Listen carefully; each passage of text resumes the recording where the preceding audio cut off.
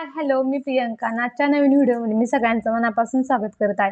चला तर आज आपण बघणार आहोत की डिलिव्हरीसाठी जाताना बॅग कशी भरावी, बॅगमध्ये कोणत्या-कोणत्या वस्तू घेऊन जायला पाहिजेत आणि प्रत्येक वेळी बॅग भरताना जे आपल्यासोबत राहणार आहे, त्या व्यक्तीला पण आपण सोबत ठेवायचं आहे बॅग भरताना. कारण त्यांना पण कळलं पाहिजे की कोणती वस्तू कुठे ठेवली आहे आणि ते पटकन मागितली की काढून देता आली पाहिजे. तर अशी आपण बॅगला सुरुवात करणार करणार आहोत. तर थोडीशी अशी मोठी बॅग घ्यायची आहे. त्याच्यामध्ये सर्व प्रकारचं असं सगळं बाळाचं आणि आईचं दोघांचंही साहित्य बसलं पाहिजे किंवा मग 2 बॅग भरायचे. एक बाळासाठी वेगळी भरायची आणि एक आईसाठी वेगळी भरायची. त्याच्यामुळे पण गोंधळ होणार नाही. जे आईला लागणारं साहित्य ते आईची बॅग ओपन केली की आईला देता येईल. जे बाळासाठी लागणारं साहित्य ती चला तर सगळ्यात बाळासाठी. अगोदर घ्यायचे आहेत फिडिंग गाऊन. फिडिंग गाऊन कसे पाहिजेत, तर आडव्या चैनीचे पाहिजेत का, तर नाही, तर ते उभ्या चैनीचे पाहिजेत.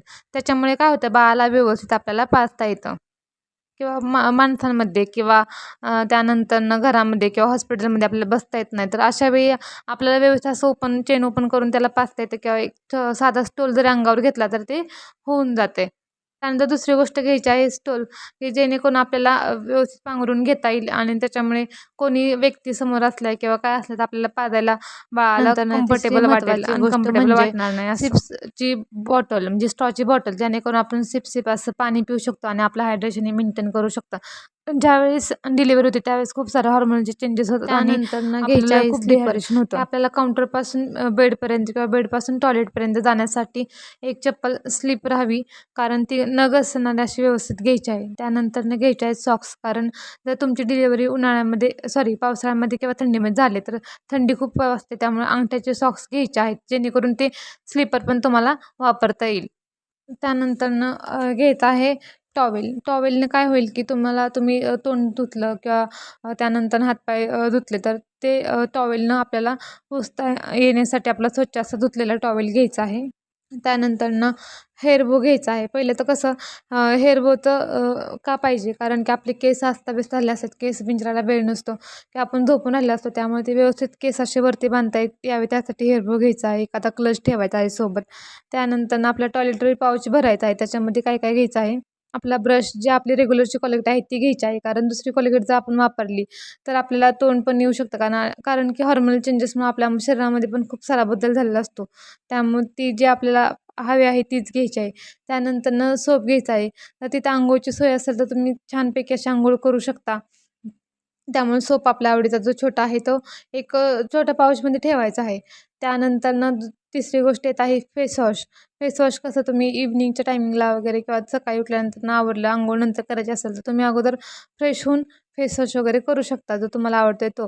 कारण कसं होतं की तुमच्या हार्मोनल चेंजेसमुळे किंवा खूप साऱ्या मेडिसिन वगैरे चालू असते, त्यामुळे तुम्हाला अगोदरच ग्लो आलेला असतो, त्याचं काही नाही. पण स्वच्छता वगैरे व्हावी, व्यवस्थित राहावी, त्यासाठी त्यानंतर तुम्ही ह्या आपल्याला गोष्टी जे आपलं ठेवायच्या आहेत आवडते ते सोबत. बॉडी लोशन एक छोट्या पाऊचमध्ये ठेवलं तरी चालेल, कारण स्किन खूप ड्राय होते, डिहायड्रेशन होतं, त्यामुळे त्या गोष्टींची खूप गरज लागते. त्यानंतरनं ठेवायचं आहे वॅसलीन किंवा लिप बाम किंवा लिप ग्लोज आपण जे वापरतो ते, कारण आपले ओठ खूप कोरडे पडतात डिहायड्रेशनमुळे, कारण NBM आपण जवळपास 12 ते 18 तास आपण NBM असतो, त्यामुळे डिलिव्हरीच्या अगोदर म्हणजे जर सिझेरियन सेक्शन झालं तर अगोदर आपण पण थोडा वेळ आपल्याला NBM राहावं लागतं आणि नंतरसुद्धा. तर त्यावेळेस आपले ओठ खूप कोरडे तर आपण पडतात जो रेग्युलर किंवा वापरतात पाणी त्या पित नसतं, इनर त्यामुळे ते आपल्याला आपण लिप 2 बाम तरी किंवा सोबत ठेवायचे आहेत. वॅसलीन सोबत त्यानंतर ठेवायचं आपले आहे. फिडिंगचे गाऊन झाले 2-3, कारण की आपल्याला किती दिवस हॉस्पिटलाइज व्हायचं हे माहीत नाही. त्यानंतर येतात फिडिंग ब्रा. फिडिंग ब्रा वरतून ओपन करण्यासारख्या हव्यात, की जेणेकरून बाळाला व्यवस्थित आपल्याला पाजता येईल. हे आपल्याला बॅगमध्ये ठेवायचे आहे. त्यानंतर आपण एक पॅडचा बॉक्स ठेवायचा आहे किंवा एक डायपर मिळतं, म्हणजे जे आपल्याला डिलिव्हरीमध्ये यूज करण्यासाठी आपल्याला मिळतं, तर ते तुम्ही अगोदरच एखादा बॉक्स तरी घेऊन ठेवायचा आहे. तर तुम्हाला हवा असेल तर ते, कारण व्यवस्थित असतं, कारण जरी टाके असले तर ते व्यवस्थित घालता येतं, कारण त्यांनी कोणतंही रॅश येत नाही किंवा ते टाक्यांवरती कोणताही प्रेशर येत नाही, त्यामुळे ते वापरण्यास खूप सारे चांगले असतात आणि खूप जरी भरले तरी असं खूप कपडे वगैरे घाण खराब होत नाहीत. तर अशा प्रकारे तुम्ही सगळ्या वस्तू व्यवस्थितमध्ये बॅगमध्ये भरायच्या आहेत. बाळाच्या बॅगमध्ये आपण सांगितलं आहे तर बाळाचं काय काय साहित्य लागणार आहे ते तर आपण सोबत ठेवायचं आहे. त्याचबरोबर आपल्याला पण काय लागणार आहे साहित्य ते आपण सोबत घ्यायचं आहे. तर अशाच प्रकारे आपण आपल्यासाठी पाणी बॉटल झाली, जे स्ट्रॉचे असेल ते घ्यायचे आहे. ते एक सांगून झालं. त्यानंतरनं आता बेबी घरी येणार त्यामुळे तर बेबीचं वेलकम होणारच आहे. तर त्याच्यासाठी आपल्याला छान असा एक ड्रेस ठेवायचा आहे, ज्याचा अशा म्हणजे झिपर चैनीचा ड्रेस पाहिजे.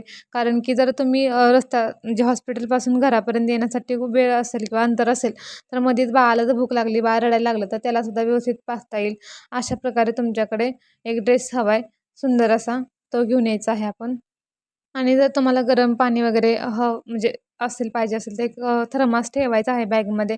कारण तुम्हाला कंटिन्यू गरम पाणी का प्यायचं आहे, कारण की एकदम तुमची नॉर्मल डिलिव्हरी होते किंवा सिझेरियन सेक्शन होते. एकदम सगळ्या शरीरामध्ये चेंजेस होत असतात, हार्मोनल चेंजेस होत असतात. त्याच्यामुळे आपल्याला काही गोष्टी म्हणजे गरम ठेवण्याची खूप गरज असते. त्यामुळे गरम पाणी पण पिणं खूप तेवढंच महत्त्वाचं आहे. त्याच्यामुळे आपला गॅस पास व्हायला किंवा आपलं कॉन्स्टिपेशन रिलीज व्हायला मदत होते. त्यामुळे आणि एक शेवटची थर्मास गोष्ट आपल्याला सोबत म्हणजे ठेवायचा आहे. तुम्ही डॉक्युमेंटची जी फाईल आहे, जी पहिल्या सोनोग्राफीपासून शेवटच्या सोनोग्राफीपर्यंत फाईल आपली व्यवस्थित ठेवायची आहे किंवा सगळ्या लॅब रिपोर्ट, लॅब टेस्ट जेवढे पण आहेत तेवढं सोबत ठेवायचे असतात. कारण की तुमची डिलिव्हरी कुठे होते किंवा तुम्ही दुसरीकडे सगळं ट्रीटमेंट घेतली आणि डिलिव्हरी तुम्हाला तुमच्या माहेरी करायची आहे. तुम्ही सासरी ट्रीटमेंट घेतली तर माहेरी करायची सपोज, तर तुम्हाला त्या सगळ्या ट्रीटमेंटच्या फाईल तुमच्यासोबत ठेवायच्या आहेत. कारण ते डॉक्टर तुम्हाला पहिल्यांदा बघणार आहे किंवा तुमच्याकडे बघून त्यांना माहीत नसतं. कारण प्रत्येक वेळी त्यांना तुमच्या सोनोग्राफी वगैरे या सगळ्या गोष्टी बघायला पाहिजेत. त्याच्यामुळे त्याचबरोबर ही जर फाईल तर तुम्ही आपल्याला सोबत गव्हर्नमेंट ठेवायचीच हॉस्पिटलला आहे. करणार असेल डिलिव्हरी, तर तुम्हाला आधार कार्ड ठेवणे खूप कंपल्सरी आहे. तुमचं आधार कार्ड, तुमच्या मिस्टरांचं आधार कार्ड, तुमचं पॅन कार्ड आणि काही स्कीम असतात गव्हर्नमेंटच्या, त्यासाठी बँक डिटेल्ससुद्धा लागतात. तर ते आपल्याला सोबत कॅरी करणं खूप गरजेचं आहे. तर ते तुम्ही 2-2, 3-3 झेरॉक्स आपण त्या सोबत ठेवू शकतो. कारण अशी जर त्याच्यामुळे काय आपण बॅग होतं, जे व्यवस्थित आपल्याला भरून मिळणार ठेवली तर लाभ आहे कुठे तो पण मिळू शकतो. पळण्याची किंवा जे बाजरा आहे त्यांना काही त्रास घेण्याची जास्त गरज नाही लागणार. कारण जे तुम्ही गोष्टी मागताल त्या गोष्टी तुम्हाला काढून व्यवस्थित त्यांना देता येतील. अजून एक सी टाईपची उशी असते, की जे बेबीला फिडिंगसाठी म्हणजे हातामध्ये घेण्यासाठी खूप त्याची हेल्प होती. तर तेवढ्यापुरतं हेल्प झाले, नंतर नाही झालं तर कोणी ते उशाखाली किंवा झोपताना पण ती उशी वापरू शकतं. म्हणजे तिचा काय असं पडून ना तिचा पण यूज होऊ शकतं. सी टाईप पिल्लो जे असेल ना, तर त्यांना खूप सारी मदत होते. कारण बेबीला हँडल करताना, कारण एका हाताला इंट्राकात असेल, दुसऱ्या हाताला पण इंट्राकात लावून तो हात सी पिल्लो असं आपण सूज हातातून वगैरे बेबीला असेल पण किंवा व्यवस्थित तिला काय बॅगेत घेता नाही येत ठेवलं नसेल तरी व्यवस्थित चालेल. बाळ, तर त्या सी अशाच प्रकारे पिल्लोमध्ये तुमची मनाची आपल्याला पण बाळ हे तयारी झाली व्यवस्थित असेल, घेता जशी बॅग येतं. भरून झाली तशीच डिलिव्हरीसाठी जाण्यासाठी. त्यामुळे कोणतंही टेन्शन न घेता तुम्ही तुमचं स्वतःसाठी सगळी तयारी करायची आहे आणि तुम्ही जायचं आहे. कारण की शेवटी कसं असतं, तूच तुझ्या जीवनाचा शिल्पकार असं म्हणतात, तसंच असतंय. तुमच्या पेन, तुमच्या वेदना, तुमच्या कळा हे तुम्हाला सहन करायच्यात, त्या तुम्हाला सोसायच्या आहेत. त्यामुळे तुम्ही तेवढी तुमची मनाची मेंटली तयारी करून जायचं आहे. आणि किंवा तुम्हाला काय अडचण असेल तर तेही तुम्ही कमेंटमध्ये विचारू शकता. आणि पुढचा व्हिडिओ कोणत्या अ, विषयावरती बनवू हेही तुम्ही मला सांगू शकता. आणि व्यवस्थित बाळाची आणि तुमची दोघांची काळजी घ्यायची आहे. चलो बाय बाय. व्हिडिओ आवडल्यास नक्की लाईक करा, शेअर करा, कमेंट करा.